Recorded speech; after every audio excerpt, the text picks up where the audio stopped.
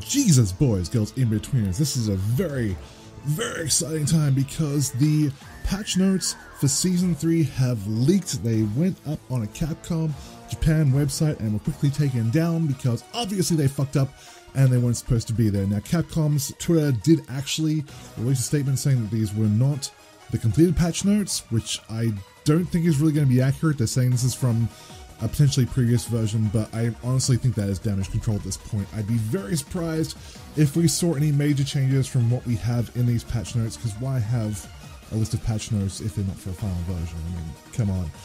So that said, we have all the characters, all their changes, everything like that, and I will do a video with a full overview and my reaction and my thoughts on everyone's changes. But right now I know what you guys want, and you want the Juri changes, and so do I. So let's jump right into this and find out what we've got.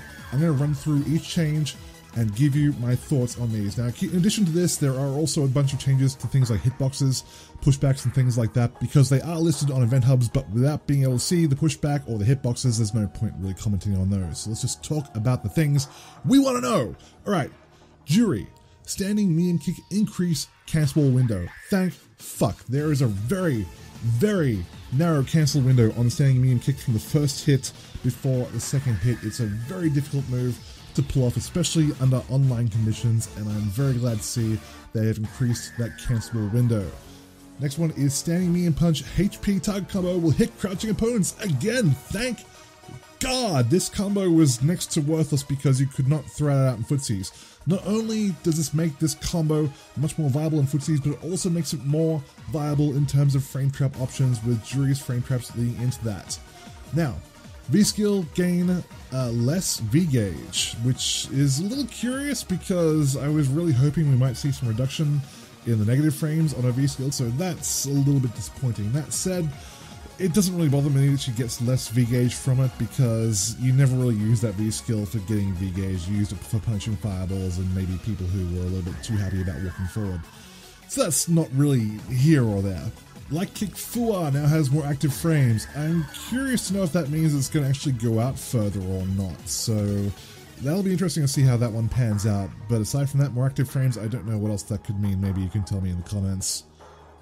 Medium Kick Fua gains plus 10 damage and plus 20 in V-trigger, which is nice because we do actually need some extra damage on those Fuhajins to actually make them worthwhile storing. Would like to see maybe a little bit more than that, maybe 25 or 30, but 20 is still good, and 10 on the regular version again is not bad. Heavy Kick Fua has plus 20 damage flat, which is really good because, like I said, we need the damage on those Fuas, so that's good. EXDP is fully invincible until frame 12. This is a welcome change as well, because currently, if memory serves, it's only invincible up to frame 9, and I've had many situations where it's been beaten out in the air because it just ran out of invincibility too soon, basically, which is pretty stupid if you're spending meter on a move that's supposed to be fucking invincible.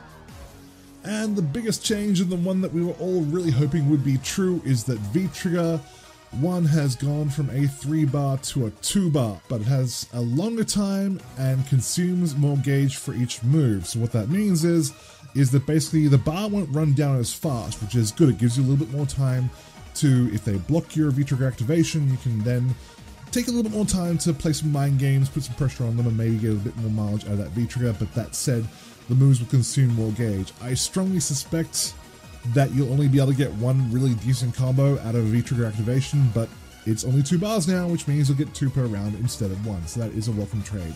Some things that I'm disappointed in is that there are no changes to the frame data on her normals at all. One of the comments that I've always made about Juri being a crap character in Season 2.5 is the fact that she just cannot apply pressure effectively. And while these changes are good, and they are definitely a welcome improvement, make no mistake, I was really hoping that she would get some extra tools in neutral to be able to just apply that pressure, to be able to set up more frame traps, to be able to get a little bit more mileage out of being able to get in the opponent's face rather than having to back off, because everything she does, and apparently will continue to be throughout Season 2, ends in at best -2. I cannot say I'm really unhappy with these changes. These are all really welcome changes, and especially the target combo now hitting crouching opponents. I really can't wait to look at more situations I can use that in. As I said, there are better conversions of frame traps, things like that, so that'll be really good. There is one other thing which may actually mitigate the fireball damage, which kind of sucks, is that across the board, this is for every character, not just Juri, is the fact that V-Trigger activation in a combo now counts for 2 hits instead of 1, which means that if you activate auto confirm for your V-Trigger, so say if you're like me, you like to do crouching meme kick and a heavy kick fua, that's 2 hits. When you activate V-Trigger, instead of being 3 hits for the V-Trigger activation, as it is currently, it will be 4 hits, which means your damage is now scaled to 60% instead of 70, which is a bit shit.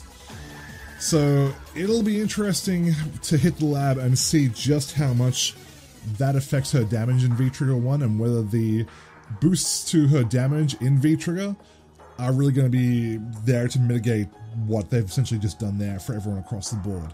That said, she's got a boosted damage outside of V-Trigger, so that's nice at least, but it's a good patch. It's moving in the right direction, but I still think it could be better, honestly. Like I said, I would really love to see some changes to her normals and her frame data and things like that, but I'm not upset, which is good because I was really speechless after the Season 2.5 patch. We're just like, we'll nerf her anti-air jab and move on. So, good. Like, it's a start, Capcom. Whether it's enough, we won't know until obviously Season 3 hits and we have had a chance to see how it all plays within ourselves, but it's a start. So let's leave it at that. It's late. I need to get to bed. I've been staying up waiting for Juri to be translated because I saw it happening and watching it playing out. I was so excited. I know I wouldn't be able to sleep until these changes came out. So let me know what you guys think in the comments below. I will make another video following up to this, covering my thoughts on everyone else's changes. I've been posting a lot of them on Twitter. If you haven't checked that out already, there's a link below in the description to my Twitter. But yeah, that's it. I'll be back very shortly with another video following up on this. And in the meantime, kisses, hugs, and belly rubs. I will see all of you very soon.